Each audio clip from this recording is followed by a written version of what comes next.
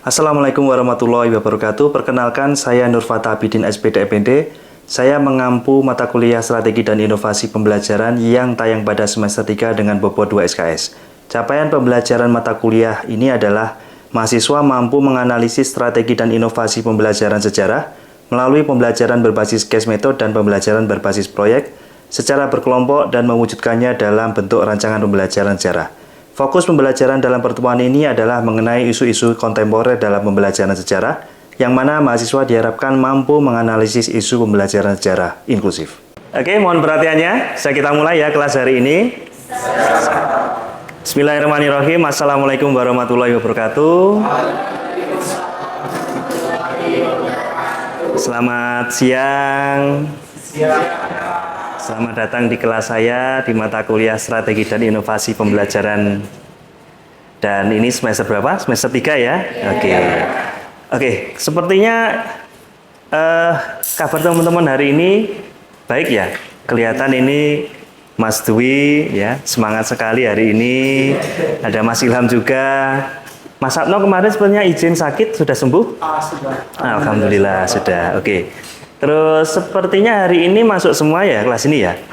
Oke, alhamdulillah. Ya memang kondisi hari ini sedang tidak menentu cuacanya. Jaga kesehatan ya teman-teman semua. Oke. Sebelum kita mulai mungkin ada baiknya kita berdoa dulu. Silahkan Mas Adno bisa memimpin berdoa. Mari teman-teman semuanya, sebelum memulai pembelajaran pada siang hari ini, marilah kita berdoa menurut kepercayaan dan agama masing-masing. Berdoa mulai. Berdoa tak pernah selesai. Oke, terima kasih Mas Adno ya. Oke, sebelum kita mulai, jadi pada pertemuan sebelumnya kita sudah membahas mengenai konsep-konsep dalam pembelajaran sejarah. Ya. Kemudian ada lagi yang masih ingat apa saja yang kita bahas kemarin? Silakan, Mbak Alifa. Strategi. Oke. Teori. Oke, terima kasih. Benar ya. Jadi, kita sudah membahas definisi dari strategi pembelajaran, kemudian teori-teori yang berhubungan dengan pembelajaran juga. Ya. Jadi, untuk pertemuan kali ini, kita akan lanjutkan materi kita, fokus pada isu-isu kontemporer dalam pembelajaran sejarah. Dan secara lebih spesifik, kita akan mempelajari atau berdiskusi terkait bagaimana pembelajaran sejarah yang inklusif.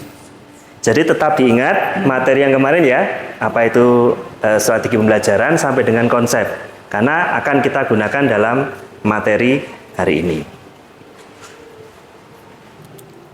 Oke, secara lebih spesifik, jadi capaian pembelajaran dalam mata kuliah ini adalah mampu menganalisis teori, konsep, prinsip, strategi, dan pendekatan pembelajaran sejarah yang komunikatif, inovatif, dan inklusif. Itulah mengapa kita mengangkat topik inklusivitas pada hari ini. Kemudian selanjutnya, untuk CPMK itu capaian pembelajaran mata kuliah, yaitu bisa dilihat pada bagian menganalisis strategi ya dan inovasi pembelajaran sejarah melalui pembelajaran berbasis case method, dan sub CPMK-nya, jadi apa yang akan kita pelajari dan harus kita kuasai pada pertemuan hari ini adalah menganalisis strategi, tujuan, konsep dalam pembelajaran sejarah dan isu kontemporer dalam pembelajaran sejarah. Itu ya. Oke. Selanjutnya, aktivitas hari ini. Jadi kita tadi sudah menyinggung sedikit terkait case method. Kita akan gunakan case method sebagai pendekatan untuk menganalisis isu-isu pembelajaran sejarah. Nah, apa itu case method? Case method adalah pembelajaran yang berbasis pada problem nyata atau bahkan mungkin problem rekaan. Tapi based on fact, jadi sesuai dengan kenyataan. Misalkan namanya dirubah, kasusnya tetap sama, lokasinya dirubah dan sebagainya. Ya. Nah, di sini kita akan melaksanakan 7 proses atau tahapan pembelajaran, mulai dari pengantar, orientasi kasus, analisis kasus, diskusi, presentasi, evaluasi, dan penutup. 7 langkah. panjang tapi dalam prakteknya nanti cepat gitu ya. Kemudian penugasan, jadi hari ini tentu saja seperti bagaimana materi-materi sebelumnya, tetap akan ada penilaian. Ya, bentuk penilaiannya apa? Tentu saja keaktifan melalui observasi dan juga portofolio. Jadi jangan segan untuk bertanya dan jangan segan-segan juga untuk menyanggah mungkin ya, karena pertanyaan tidak harus yang positif tapi juga mungkin juga klarifikasi atau sanggahan. Oke. Kemudian referensinya ada 5. Ada buku John Rusen, kemudian Nordgreen, kemudian ada tulisan Abidin gitu ya. Kemudian ada Sebastian Bach dan Garguilo. Kebetulan sudah saya siapkan ya, tinggal nanti bisa dibaca gitu ya. Dan untuk pertemuan kali ini kita akan bekerja secara berkelompok. Sehingga saya bisa sebut di sini adalah kelompok 1, ya, kemudian ada kelompok 2 dan kelompok 3, gitu ya. Oke.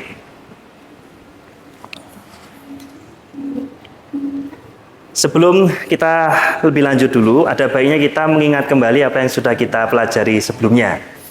Jadi kalau kita berbicara mengenai isu-isu terkini, khususnya dalam konteks pembelajaran sejarah inklusif, tidak dapat dipisahkan dari teori atau pendekatan ataupun juga konsep kesadaran sejarah.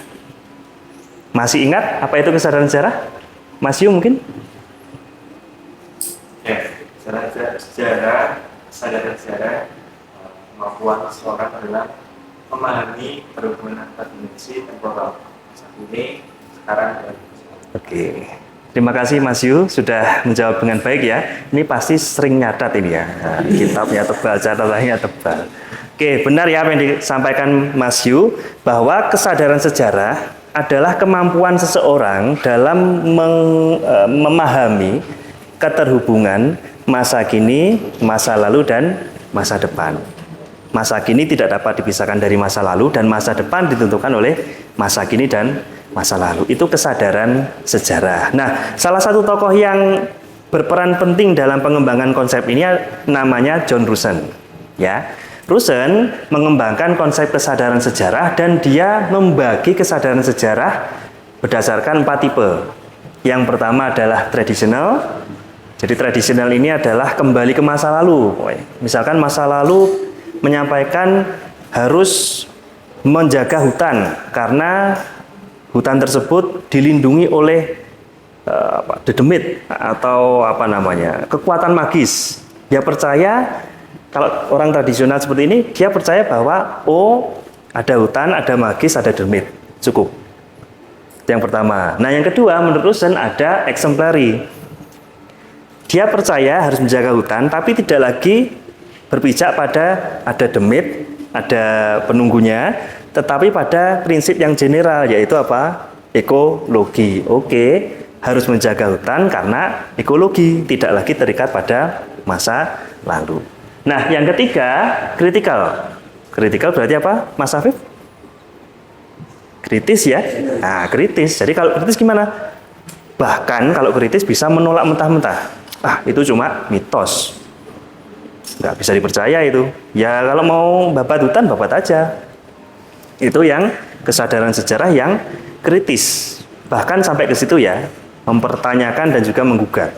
Nah, yang terakhir adalah genetik. Nah, kalau genetik ini dia berhasil membawa warisan masa lalu tentang demit dan sebagainya itu dalam konteks kekinian. Kalau dulu menjaganya mungkin dengan cara memberikan menyan, sekarang tidak harus reboisasi sebagai gantinya. Itu yang genetik. Nah, mungkin teman-teman seringkali menghadapi kasus seperti ini dalam kehidupan sehari-hari ya. Sering mungkin kesadaran sejarah, misalkan kemarin kayak gini, sekarang harus gimana, besok harus apa. Nah, maka dari itu, blue screen. Nah, saya lanjutkan lagi. Maka dari itu ada 2 pandangan tentang kesadaran sejarah. Yang pertama adalah kesadaran sejarah sebagai anthropological universal. Ini bahasa ilmiah itu ya. Tapi intinya adalah karena anthropological universal, antropologi manusia berhubungan dengan manusia, universal itu menyeluruh gitu ya, maka kesadaran sejarah dimiliki oleh semua orang.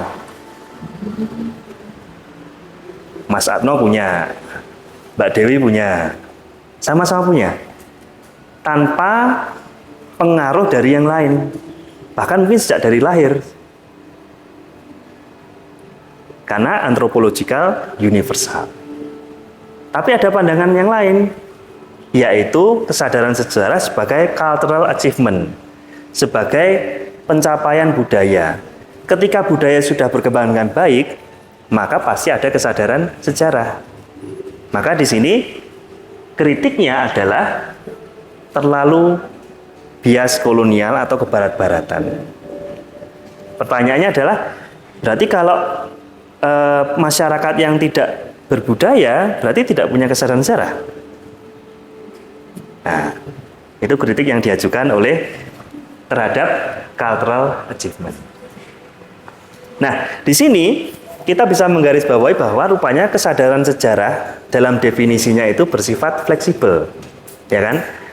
Ada yang berpendapat bahwa ini merupakan anthropological universal, semua orang punya. Ada satu yang berpendapat tidak, ini dipengaruhi oleh budaya.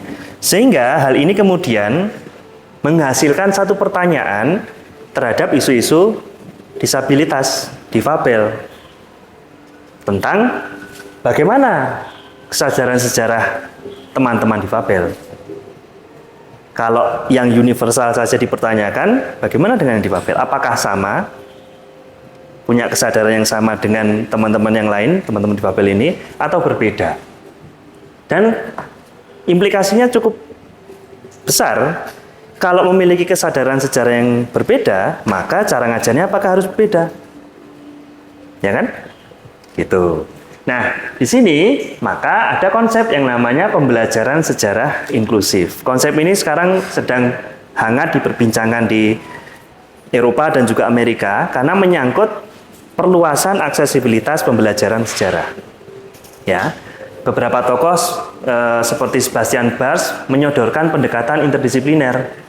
Jadi untuk ngajar sejarah teman-teman berkebutuhan khusus harus punya pengetahuan juga tentang anak-anak berkebutuhan khusus atau special education. Itu ya. Nah, pada pertemuan kali ini kita akan secara lebih mendalam lagi mendiskusikan topik pembelajaran sejarah inklusif. Ya, kita akan ambil satu kasus dan teman-teman nanti silahkan menganalisis dan berdiskusi, ya, mencari solusi dari kasus tersebut. Oke? Oke. Mungkin sebelum saya lanjutkan, ada yang ingin ditanyakan? Terima kasih Mbak Afra ya. Pak, saya ingin bertanya. Hmm? Kan tadi Bapak sudah menjelaskan bahwa pandangan kesadaran sejarah sebagai cultural achievement mengandung bias kolonial atau lebih mengarah ke kebarat-baratan. Oke. Nah, alasan yang mendasari bagus itu apa? Oke, ini pertanyaan bagus sekali dari Mbak Afra. Apa yang mendasari asumsi kebarat-baratan tadi? Apa yang mendasari asumsi bias kolonial tadi? Kira-kira ada yang mau jawab? Silakan. Mbak Zahra mungkin? Apakah karena lahirnya kesadaran sejarah ini dari rahim pemikiran orang barat atau ada pengaruh yang lain mungkin? Peradaban misalkan. Menurut Mbak Zahra bagaimana? Menurut saya lebih ke dipengaruhi oleh orang-orang benar. Oke, terima kasih. Nah, begitu Mbak Arfa. Jadi apa yang disampaikan, jawaban dari disampaikan Mbak Zahra tadi sesuai ya. Karena apa? Karena para pemikir yang melahirkan konsep kesadaran sejarah ini mayoritas semuanya adalah berasal dari barat. Sehingga kemungkinan besar ada bias, ada satu perspektif, monoperspektif dari barat gitu ya, satu perspektif saja dalam melihat orang-orang atau masyarakat di luar mereka. Nah, memang masyarakat barat memiliki kesadaran sejarah yang kuat. Misalkan saja mereka selalu mengingat filsuf-filsuf Romawi Yunani dalam ingatan mereka, dan mereka juga menghargai benda-benda peninggalan sejarah sebagai bagian dari budaya mereka. Itu memang pencapaian kultural, tapi kritiknya adalah kalau seperti itu, apakah masyarakat, misalkan masyarakat Jawa sendiri tidak punya kesadaran sejarah? Bagi kita jawabannya tentu saja tidak, kita pasti punya. Tapi bagi mereka belum tentu. Maka bisa disebut bias kolonial atau kebarat-baratan tadi. Gitu ya Mbak ya? Oke, terima kasih atas pertanyaannya. Ada lagi mungkin? Silakan. Mungkin saya agak kurang paham ya maksudnya Rusen ini mengenai kesadaran. Terima kasih Mas Atno atas pertanyaannya. Jadi memang pandangan Rusen ini adalah satu pandangan yang teoritis. Teoritis itu maksudnya apa? Di dalam bukunya, ya, Rusen menjelaskan kesadaran sejarah itu dengan pengandaian cerita tentang dua dinasti atau klan yang punya ikatan masa lalu. MacIonis sama MacClan namanya. Gambarannya seperti itu. Sehingga memang kalau dari segi prakteknya cukup sulit dipahami. Nah, pertanyaan Mas Atno ini sebenarnya merupakan kritik terhadap Rusen. Karena apa? Tipologi atau tipe kesadaran sejarah Rusen ini kalau diterapkan dalam pembelajaran sejarah belum tentu bisa dilaksanakan. Belum ada validasi atau bukti ilmiah bahwa orang bisa berpindah dari tradisional ke nomor 2, exemplary, bisa berpindah meningkat menjadi kritis dan meningkat menjadi genetis. Karena menurut Rusen ini saling bertahap. Jadi awalnya tradisional dulu, belajar sejarah jadi exemplary, belajar sejarah jadi critical, puncaknya genetis. Tapi bagi pembelajar atau teoretikus pendidikan sejarah menganggap ini tidak bisa. Karena apa? Bisa jadi menurun atau melompat karena kondisi-kondisi tertentu. Jadi Rusen ini dia memang pandangannya tipologi, jadi tipe-tipe berjenjang itu Mas ya. Dan ada kritik juga yaitu ini belum tentu bisa dijalankan dalam pembelajaran sejarah. Gitu. Terima kasih Mas Arno. Oke, kita bisa lanjut dulu. Sorry, apakah ada pertanyaan lain mungkin? Aman ya? Aman. Oke, kita masuk ke case method.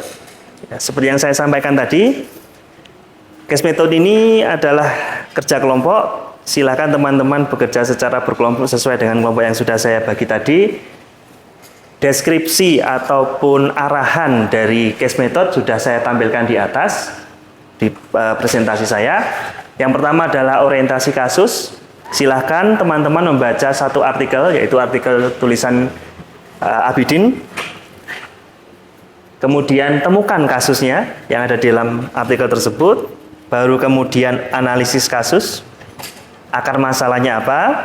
Kemudian dilanjutkan dengan diskusi. Setelah diskusi, silakan bisa dilaporkan atau dirumuskan dalam media Padlet yang sudah saya share tadi. Oke? Oke. Saya kira silakan teman-teman bisa berdiskusi sekarang dan kalau ada pertanyaan silakan ditanyakan.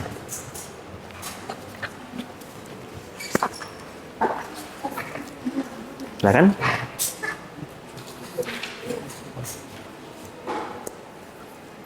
Nah, oke, bisa ditulis ya. Oke, terima kasih sudah berdiskusi dan juga sudah menganalisis di media Padlet yang sudah ditampilkan di depan. Sudah terdapat hasil dari kelompok 1, kelompok 2, dan kelompok 3. Sekarang waktunya kita presentasi. Silakan jika ada yang ingin mempresentasikan salah satu kelompok. Oke, silakan kelompok 1. Baik, sebelumnya mohon izin memperkenalkan diri. Saya Ilham Pratama, NIM K44203033. Saya dari kelompok 1, mewakili kelompok 1. Nah, dari hasil diskusi kita ke-6 tadi, kita menemukan bahwa orientasi masalah dari artikel yang ditulis oleh Pak Nur Fatal ini adalah orientasinya adalah pembelajaran sejarah itu yang inklusif dan juga mengakomodasi siswa berkebutuhan khusus intelektual begitu. Nah, akar masalahnya apa? Akar masalahnya adalah bagaimana strategi pembelajaran sejarah itu dapat mengakomodasi siswa-siswa yang berkebutuhan khusus intelektual tersebut. Oke. Nah, untuk solusinya kita dapat melihat bahwa dapat dilakukan penyesuaian antara strategi, media, dan juga bahan ajar agar dia lebih fleksibel dan juga sesuai dengan kebutuhan murid yang memiliki kebutuhan khusus demikian. Nah, sehingga dapat disimpulkan bahwa untuk menangani anak-anak dengan kebutuhan khusus intelektual ini diperlukan penyesuaian antara strategi, media, dan juga bahan ajarnya. Oke, terima kasih. Ada yang ingin berpendapat menanggapi kelompok 1? Kelompok 2, silakan. Mas Yu atau Mbak Alifah? Saya. Oke, silakan Mas Yu. Silakan, bisa berdiri atau bisa duduk. Mungkin perkenalkan, saya Yudin Pratama, mewakili teman-teman saya yang sudah berdiskusi berenang. Mungkin saya akan menambahkan, maksudnya kami, untuk solusinya pembelajaran sejarah di Papua intelektual tadi ya teman-teman. Kita dapat menggunakan teknologi pendidikan. Salah satu contohnya adalah podcast. Nah, podcast itu kita mengakomodasi siswa difabel khusus berkebutuhan khusus guna umum. Nah, di situ nanti kita membuat podcast sedemikian rupa untuk mengakomodasinya. Oke. Seperti itu. Terima kasih, Bapak. Oke, terima kasih. Ada tanggapan lagi mungkin dari kelompok yang ketiga? Silakan Mas Ihsan ya. Ini kan ini kami memilih suatu penyelesaian atau solusi di mana kami memilih untuk mensimplifikasi materi yang diberikan kepada para peserta didik yang memiliki disabilitas intelektual, di mana dalam argumentasi kami di sini kami membawa mereka yang mempunyai disabilitas intelektual mempunyai permasalahan dalam untuk mengkorelasikan satu kejadian dengan kejadian lain, sehingga sini pengajaran guru itu dapat mengaitkan atau menyederhanakan motif-motif dari sejarah yang ada agar para peserta didik itu dapat mengerti atau paling tidak yang memahami tentang kejadian itu bagaimana gejalanya. Oke, terima kasih Mas Ihsan. Tepuk tangan untuk kelompok 1, kelompok 2, dan kelompok 3. Tepuk tangan untuk teman-teman semua. Oke. Terima kasih sudah menyampaikan hasil diskusinya. Kelompok 1 tadi secara umum ya, strategi, media, dan sebagainya memang harus disesuaikan. Kelompok 2 menambahkan podcast. Salah satu opsi yang memang bisa digunakan. Dan kelompok 3 menyodorkan pandangan simplifikasi, menyederhanakan materinya. Oke, terima kasih. Kalau kita kembali ke dalam kajian-kajian yang sudah dilakukan sebelumnya, apa yang sudah didiskusikan teman-teman ini semuanya ada dasar ilmiahnya. Salah satunya tadi pandangan dari Sebastian Bars, ada juga Francis Carin terkait teknologi dan sebagainya. Pada intinya adalah memang setiap kasus dalam kelas membutuhkan strateginya masing-masing. Strategi sendiri kalau kita ingat adalah pemilihan media, kemudian pemilihan bahan ajar, pendekatan dan sebagainya yang sesuai dengan kondisi masing-masing siswa atau kelas. Nah, kemudian di sini juga kita juga menyepakati bahwa memang dibutuhkan satu strategi khusus ya untuk teman-teman berkebutuhan khusus, khususnya disabilitas intelektual. Itu penguatan dari saya. Oke. Selanjutnya adalah apakah ada pertanyaan sampai di sini? Silakan Mas Ilham. Jadi kan kita sudah membahas ya Pak mengenai difabel dan juga penanganan. Ya. Difabel ini kan ada bermacam-macam ya Pak, kebutuhan khususnya itu. Nah, apakah dengan perbedaan antar kebutuhan khusus ini juga perlu perlakuan dan juga penanganan yang berbeda-beda? Gitu? Oke, terima kasih Mas Ilham, pertanyaan yang sangat baik. Apakah setiap karakteristik difabel membutuhkan strategi yang berbeda? Jawabannya seperti yang saya sampaikan tadi, iya. Maka dari itu implikasinya apa? Sebagai calon guru, teman-teman harus punya amunisi untuk mengajar dengan baik dalam segala kondisi. Jadi kalau saya gambarkan teman-teman sebagai pelatih bola harus punya formasi yang baik, harus punya pemain yang baik juga, strategi baik juga, sehingga bisa memenangkan pertandingan. Itu gambarannya sebagai seorang guru. Jadi begitu Mas Ilham, memang butuh dan implikasinya adalah kita perlu siap-siap sebagai calon guru. Oke, ada lagi? Saya kira, oh ya, Mas. Saya bertanya Pak. Mas Yu, silakan. Kita kan sebagai guru merancang strategi pembelajaran khusus untuk difabel ini. Yang saya tanyakan untuk ide atau gagasan kreatif untuk membuat kelas yang inklusif ini, apakah kedepannya akan terus menuntut kepekaan dan kreativitas guru atau nanti apakah akan ada pakem atau instruksi dari mungkin kurikulum yang sudah diintegrasikan dari strategi tersebut? Oke, terima kasih Mas Yuanda. Pertanyaan sangat bagus lagi. Apakah ada instruksi khusus atau guru perlu adaptasi? Jawabannya adalah dua-duanya. Secara regulasi pasti pemerintah akan mengakomodasi dan guru harus siap belajar terus dan beradaptasi terus. Memiliki kesiapan satu sama lain. Oke, terima kasih. Nah, sekarang kita sampai ke kesimpulan dan refleksi. Mungkin ada satu atau dua mahasiswa yang ingin menyampaikan apa sih sebenarnya yang kita dapatkan pada hari ini, materinya tentang apa?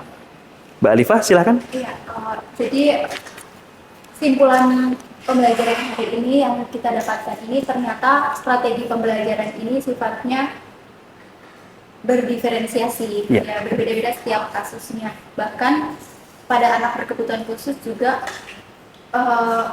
tidak hanya satu strategi pembelajaran, tetapi juga berbeda-beda pada setiap karakteristik. Oke, terima kasih. Mbak Alifah menyampaikan satu istilah berdiferensiasi, satu kata kunci yang akan kita bawa terus. Ada lagi?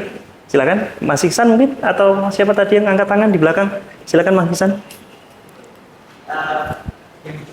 Yang bisa ambil dari adalah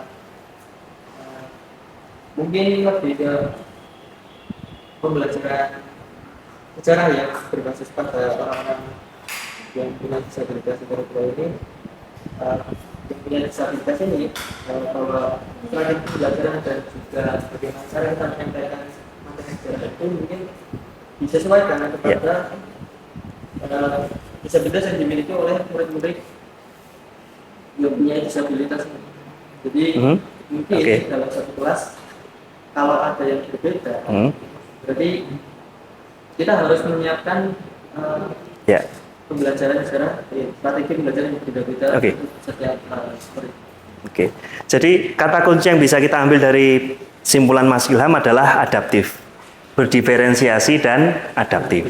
Ya, itu adalah simpulan dan refleksi kita pada pertemuan hari ini. Selanjutnya adalah penugasan. Tenang saja, penugasannya adalah kelanjutan dari apa yang sudah teman-teman lakukan. Ya, apa sih penugasannya? Esai berkelompok. Jadi tadi sudah didiskusikan, tinggal melaporkan dalam bentuk esai. Ya, di dalam esai ada 5 komponen: judul, identitas, orientasi, analisis kasus, dan diskusi solusi. Silakan dirumuskan dalam bentuk esai dan penilaiannya bisa dilihat di sini, kejelasan dalam merumuskan temuan, kejelasan dalam menganalisis kasus, dan juga solusinya. Itu ya. Oke, saya kira ini tidak ada yang ditanyakan atau ada yang ditanyakan esainya berapa halaman? Jangan 10 halaman ya. Esai pendek saja. 2 maksimal 2 halaman begitu ya. Kemudian nanti bisa dikirimkan melalui Google Classroom yang sudah tersedia di awal perkuliahan gitu ya. Oke, saya kira cukup untuk hari ini ya. Karena sudah tuntas materi yang saya sampaikan, dan terima kasih sudah melaksanakan kegiatan case method dengan baik. Kita ketemu lagi pada pertemuan berikutnya dan akan kita bahas terkait dengan inovasi pembelajaran sejarah. Bisa dibuka bukunya Metzger, Handbook of International History of Education, ya. Di situ bisa dilihat beberapa konsep-konsep yang mungkin akan dibutuhkan pada pertemuan sebelumnya. Itu saja dari saya. Tetap jaga kesehatan, tetap jaga semangat. Terima kasih. Saya tutup. Wassalamualaikum warahmatullahi wabarakatuh.